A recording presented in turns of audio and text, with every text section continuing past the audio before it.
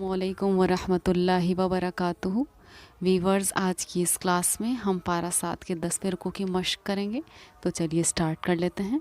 اعوذ باللہ من الشیطان الرجیم، بسم اللہ الرحمن الرحیم۔ قد خسر الذین کذبوا بلقاء اللہ إذا جاءتهم الساعة بغتة قالوا يا حسرتنا على ما فرطنا فيها وهم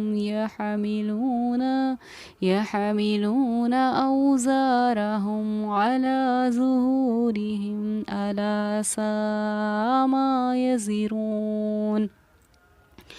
اس میں دیکھیے ویورز، یہاں لام الف ہے تو لیکن لام الف کے ساتھ اور کچھ بھی نہیں ہے، نہ تو نیچے گول کی آیت ہے، نہ یہ توا پر ہے، نہ جیم پر۔ تو لام الف جب اکیلا ہوتا ہے تو اس کو ہم کہتے ہیں کہ عبارت کے درمیان لام الف، اور جب عبارت کے درمیان ہمارا لام الف ہوتا ہے تو وہاں پر ٹھہرنا جائز نہیں، وہاں پر ہم بالکل بھی نہیں ٹھہریں گے، یہاں تک کہ اگر ہمارا سانس ٹوٹ رہا ہے، ہم سے پوری آیت نہیں کھینچی جا رہی ہے، کمپلیٹ نہیں ہو پا رہی ہے ہماری، سانس ٹوٹ رہا ہے، تو ہم یہ کریں گے کہ فرطنا پر سانس توڑ دیں گے، پھر اسی الفاظ سے دوبارہ ملا کر پڑھیں گے۔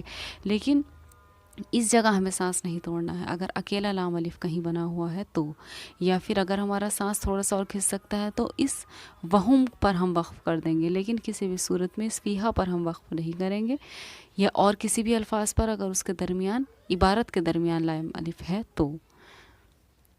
وَمَا الْحَيَاةُ الدُّنْيَا إِلَّا لَعِبٌ وَلَلدَّارُ الْآخِرَةُ خَيْرٌ لِلَّذِينَ يَتَّقُونَ أَفَلَا تَعْقِلُونَ۔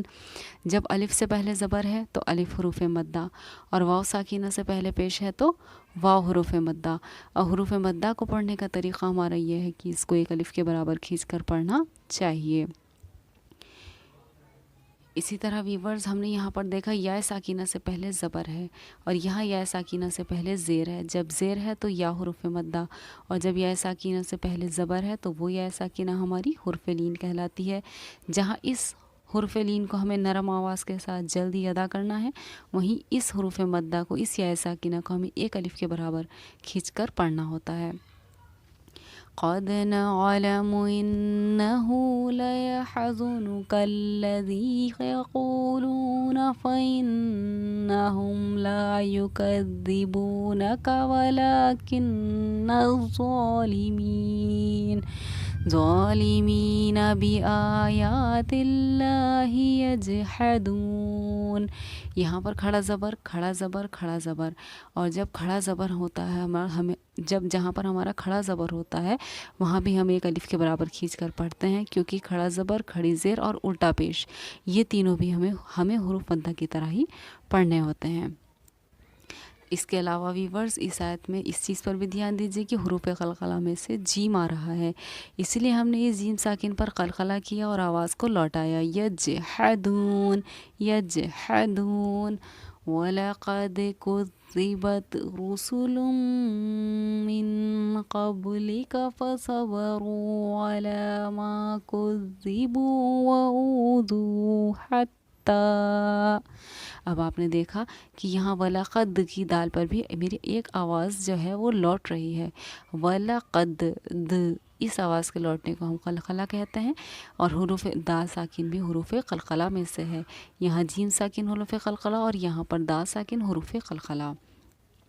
اس کے علاوہ یہاں دونوں جگہ واو ساکن حروف مدہ ہے، واو ساکن سے پہلے کیونکہ پیش آ رہا ہے تو ہم اس کو پڑھیں گے وَأُوذُوا أَتَاهُمْ نَصْرُنَا وَلَا مُبَدِّلَ لِكَلِمَاتِ اللَّهِ وَلَقَدْ جَاءَكَ مِن نَبَإِ الْمُرْسَلِينَ۔ تو یہاں پر دیکھیے ویورز، آپ نون ساکن کے بعد نون ہے اور پھر اس نون پر تشدید ہے، تو ہم یہ جان چکے کہ نون یا میم پر تشدید ہو تو غنہ ہوتا ہے۔ اس کے علاوہ نہ ہم نے اس جیم پر وقف کیا، نہ ہم نے اس جیم پر وقف کیا، جبکہ ان جیم پر بھی وقف کرنے کی اجازت ہے۔ اگر آپ کا سانس ٹوٹ رہا ہے، آپ سمجھ رہے ہیں کہ ابھی آپ اور پوری آیت کو نہیں کھینچ سکتے، تو آپ یہاں پر بھی وقف کر سکتے ہیں، لیکن میں کھینچ سکتی تھی تو میں نے آیت پر ہی وقف کیا۔ وَإِن كَانَ كَبُرَ عَلَيْكَ إِعْرَاضُهُمْ فَإِنِ اسْتَطَعْتَ أَن تَبْتَغِيَ نَفَقًا فِي الْأَرْضِ أو سلما في السماء فتأتيهم بآية۔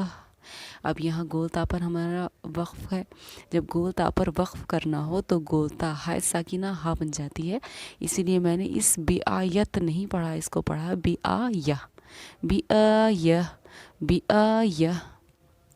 اسی طرح اس حمزہ پر ساکن ہے، جزم سکون ہے، تو جس حروف پر جزم اس کو ساکن کہتے ہیں، اور اگر وہ حمزہ پر ہے تو حمزہ ساکینہ کے پڑھنے میں ہمیشہ جھٹکا ہوتا ہے۔ ویورز یاد کی رکھیے کہ یا تو چھوٹی سی جو حمزہ ہوتی ہے اس پر ساکن ہو تب بھی جھٹکا ہوگا، اور یہ الف ہے اس پر جزم سکون بنا ہوا ہے تب بھی ہمارا جھٹکا ہوگا۔ کس طرح ہم اس کو پڑھیں گے؟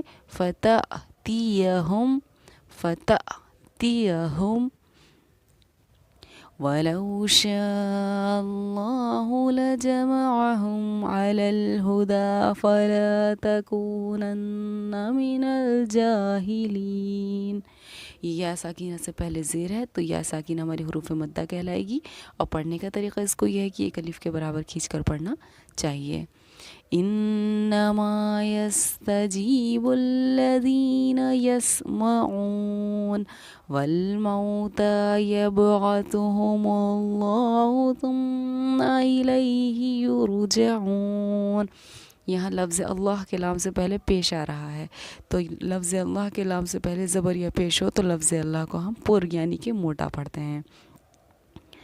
وَقَالُوا لَوْلَا نُزِّلَ عَلَيْهِ آيَةٌ مِّن رَّبِّهِ قُلْ إِنَّ اللَّهَ قَادِرٌ عَلَىٰ أَن يُنَزِّلَ آيَةً وَلَٰكِنَّ أَكْثَرَهُمْ لَا يَعْلَمُونَ۔ یہاں پر دیکھیے ویورز، ان اللہ، ابھی یہاں لفظ اللہ کے لام سے پہلے پیش تھا، یہ لفظ اللہ اس کے لام سے پہلے پیش تھا، یہاں لفظ اللہ اور اس کے لام سے پہلے زبر ہے، تو دونوں ہی کیسز میں جب لفظ اللہ کے لام سے پہلے زبر ہو یا پیش ہو تو لفظ اللہ کے لام کو ہم پر یعنی کہ موٹا پڑھتے ہیں۔ کس طرح؟ ان اللہ، منہ بھر کے، ان اللہ۔ اسی طرح یہاں دیکھیے دو تنوین ہے، ہمارا دو زبر کی تنوین ہے، اور تنوین کے بعد حروف یومن میں سے واو آ رہا ہے، تو جب یا واو میم نون میں سے، یا واو میم نون، یہ چار جو میں نے آپ کو حروف گنوائے، ان میں سے کوئی بھی حروف تنوین یا نون ساکن کے بعد آتا ہے تو وہاں ہم ان کے جوڑ پر آ یا تاؤں، اس تاؤں پر اخفا بھی کریں گے اور غنہ بھی کریں گے۔ یہ قاعدہ ہمارا ادغام ناقص کا قاعدہ یا یومن کا قاعدہ کہلاتا ہے۔ آ یا تاؤں، تاؤں، اس تاؤں پر ہمیں ٹھہراؤ کرنا ہے، غنہ بھی کرنا ہے اور اخفا بھی کرنا ہے۔ وَمَا مِن دَابَّةٍ فِي الْأَرْضِ وَلَا طَائِرٍ يَطِيرُ بِجَنَاحَيْهِ إِلَّا أُمَمٌ أَمْثَالُكُم مَّا فَرَّطْنَا فِي الْكِتَابِ مِن شَيْءٍ ثُمَّ إِلَىٰ رَبِّهِمْ يُحْشَرُونَ۔ اب ویورز یہاں دیکھیے، یہاں دو زبر کی تنوین کے بعد واو تھا، یہاں دو زیر کی تنوین کے بعد یا ہے، یا بھی تو حروف یومن میں سے ہی ہے، یا واو میم نون، تو یہاں پر بھی ہم نے وہی کیا جو یہاں کیا تھا، وہاں تاؤں پر ٹھہراؤ کیا تھا، یہاں ری پر ٹھہراؤ کریں گے۔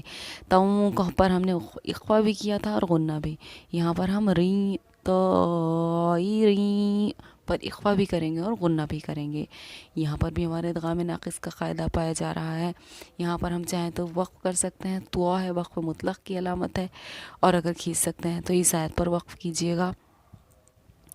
وَالَّذِينَ كَذَّبُوا بِآيَاتِنَا صُمٌّ وَبُكْمٌ فِي الظُّلُمَاتِ۔ اب یہاں پر دو پیش کی تنوین ہے، دو پیش کی تنوین کے بعد جب ہمارا واو ہے تو ہم نے یہاں پر غنہ بھی کیا اور اخفا بھی کیا، ناک میں آواز بھی گئی اور ٹھہراؤ بھی کیا، لیکن یہاں پر دو پیش کی تنوین کے بعد ہمارا یومن یا واو میم نون میں سے حروف نہیں آ رہا ہے، بلکہ اخفا کا حروف آ رہا ہے۔ تنوین کے بعد اخفا کا حروف جب آتا ہے تو ہم یہاں اخفا کا قاعدہ جاری کرتے ہیں۔ یہاں پر ہم نے دونوں چیزیں اپلائی کی، ناک میں آواز بھی گئی اور ٹھہراؤ بھی کیا، جبکہ یہاں صرف اخفا کیا۔ صم و بکم، سمجھے ویورز آپ باریکی کو؟